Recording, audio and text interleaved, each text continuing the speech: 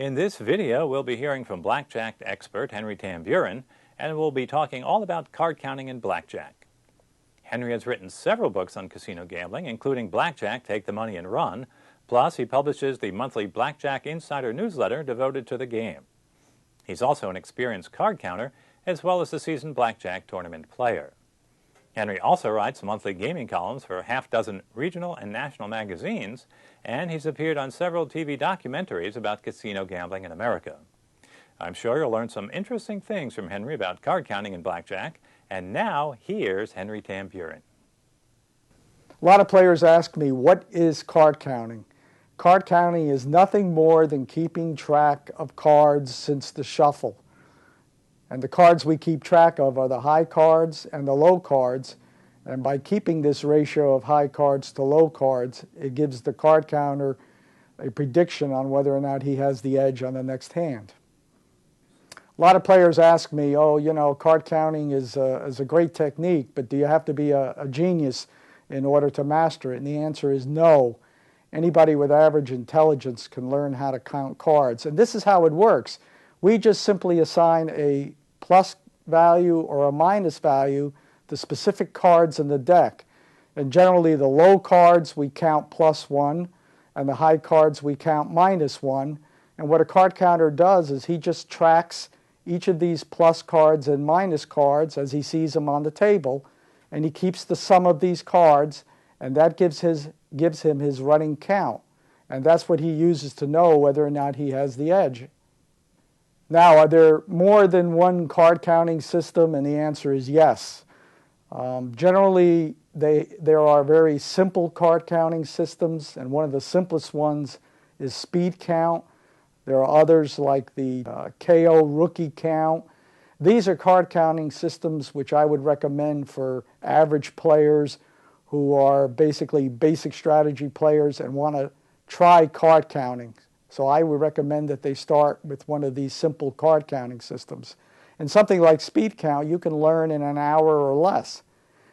Now, the more complex card counting systems are systems like high-low and KO.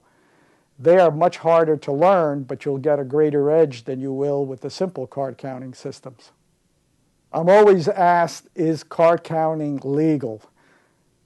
And my response is, it's perfectly legal to use your brain when you play blackjack. And that's all you're doing when you're card counting. You're using your brain. So the short answer to the question is yes, it is perfectly legal to count cards. Now the second question I get asked is, well, you know, are the card counters going to, or the casino is going to let you card count? And the answer is yes and no. Basically, if you're a low-limit player, they're not going to get excited if you're counting cards. But if you come in with a team of players and you're in there for hours on end betting thousands of dollars, yes, you're going to get the casino nervous, and they're going to watch your play. And if they feel that your play is too strong, meaning you're going to affect their bottom line, yes, they can ask you to leave. Most of the public has a misconception that if you're a card counter, you're going to win every time you play, and that's furthest from the truth. The fact of the matter is card counters will win, but they'll win over a specific period of time.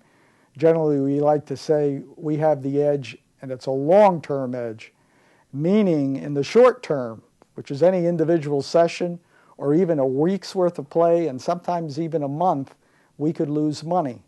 And the analogy I like to make is compare card counting to investing in the stock market. If you invested in the stock market for 20 or 30 years, you certainly have more money than you started with. But on an individual daily or weekly or monthly basis, your stock portfolio probably went up and down, but the curve went straight up.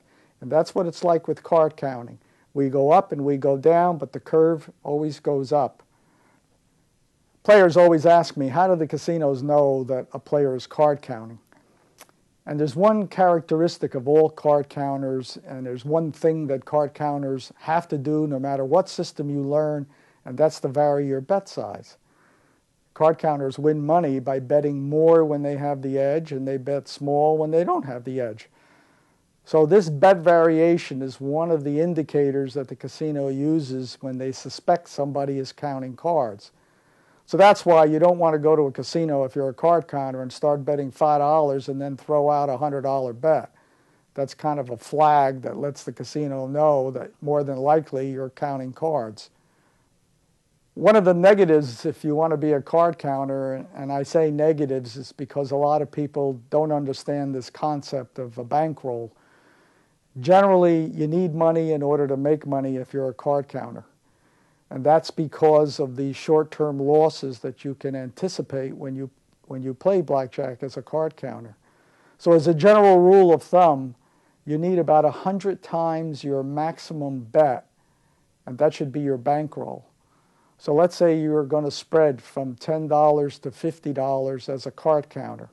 You should have 50 times 100, which is a $5,000 bankroll, set aside for the sole purposes of using it when you play blackjack, spreading $10 to $50. Now, as your bankroll grows, then you can increase your bet spread, and when your bankroll takes a hit, then you should go down in your bet spread and try and keep that 1 to 100 ratio. How long does it take for an average player to master card counting? Again, it depends on the complexity of the card counting system. If you want to learn the popular high-low card counting system, it's going to take you several months of practice, 2 to 3 times a week. And how do you learn card counting? Well, first thing you should do is read a good book on what card counting is all about. And then you need a deck of cards, and you got to practice keeping that running count, flipping the cards and adding the pluses and minuses. And you've got to be able to count down a deck of cards accurately in about 30 seconds or less. So it takes a little bit of a practice to do this. Now, if you're going to learn a simple card counting system like speed count, card counting system like that, you can learn in less than an hour. One of the most important conditions that card counters want to see in a blackjack game before they sit down and play is what we call the penetration. Penetration is the percentage of the cards that are dealt before the dealer shuffles. So, for example, if you're playing a 2-deck game and one deck is played out, and now the dealer picks up the cards and shuffled, that's a 50% penetration. You've only seen 1 out of the 2 decks. That's not a very good game for a card counter. What a card counter would prefer is a 2-deck game where more than 1 deck is played before the dealer shuffles. So the greater the percentage of the cards that are dealt, the greater will be the card counter's edge. So card counters always look for games with deep penetration.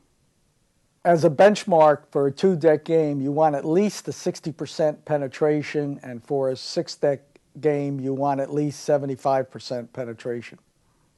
A lot of players have seen the movie 21, and they've seen the MIT guys beating the casinos, but they play in teams.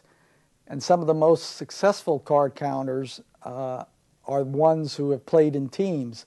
And why is playing in teams so important? And the answer is, if you're playing as an individual, you're playing against your own bankroll. If you play on a team, you have a joint bank, and everybody on that team can play against this larger bank. So if you play on a team, you can bet at a much higher level, and therefore your profits are much greater. And you're doing this with absolutely no additional risk to your bankroll. So that's why a lot of the professional blackjack players tend to form teams when they play in casinos. If you go to the casino, you might see signs on some of the table that say no mid-shoe entry. And a lot of players ask me, why do the casinos do that? Well, if you ask a casino manager, why do you have that sign? Why don't you let a player jump in the middle of the shoe? He'll probably say because the players at the table don't like it when somebody jumps in, because they're going to change the flow of the cards and they'll cause players to lose. Well, that's a lot of hogwash. The real reason that casinos don't want players to enter in the middle of the shoe, it's because of a technique that card counters use, which is quite profitable, and the technique is known as back counting. And what card counters do is they'll stand behind or on the side of a table, they'll wait for the shuffle, they'll watch the cards, they'll keep the count, and when the count goes positive, Then they'll jump into the game. They'll make big bets. They'll continue to make big bets when they have the edge. And then when the count goes negative, they'll leave.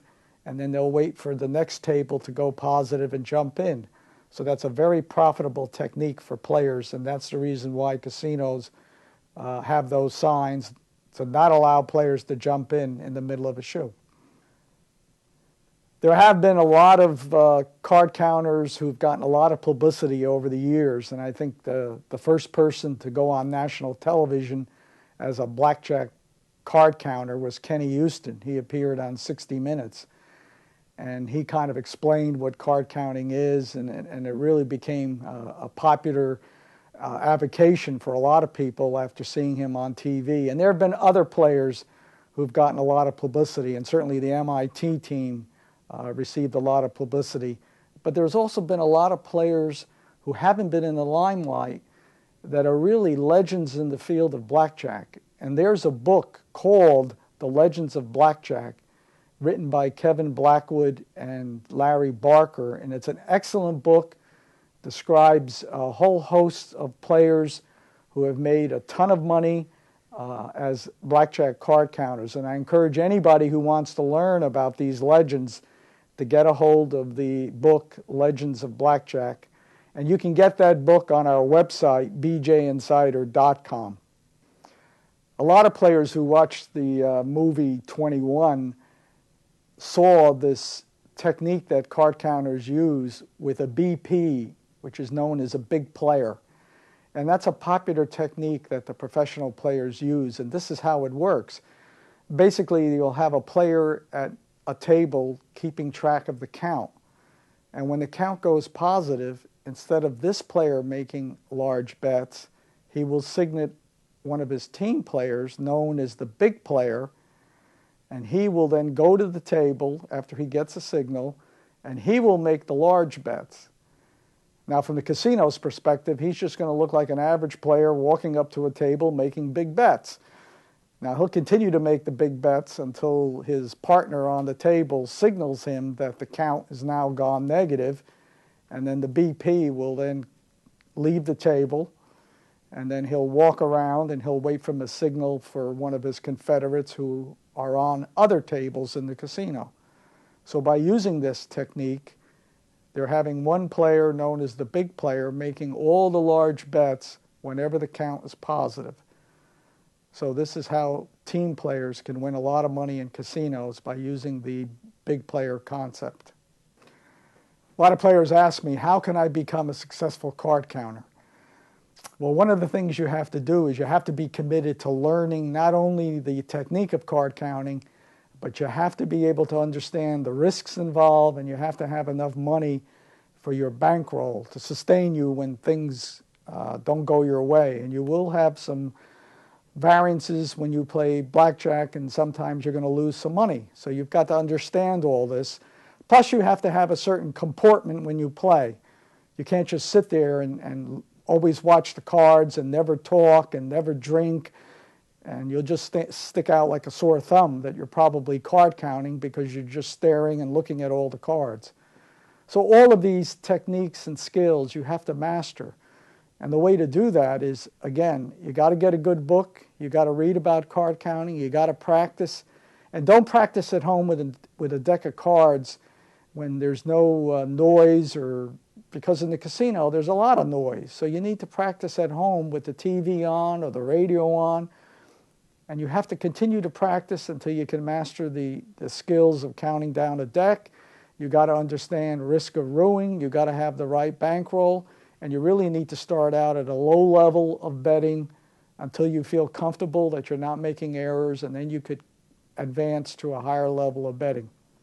If you want to learn more about me and some of my blackjack books and some of the articles I've written, you can go actually to three sources. One is my Blackjack Insider newsletter, and you can just go to the site bjinsider.com. In fact, we offer a 3-month free subscription. Go to the website bjinsider.com/free trial. And just put in your email address and we'll send you 3 free issues of our newsletter. You can also go to my other site, smartgaming.com, and there I have plenty of articles on blackjack. And I also write a column on blackjack for about a half a dozen different publications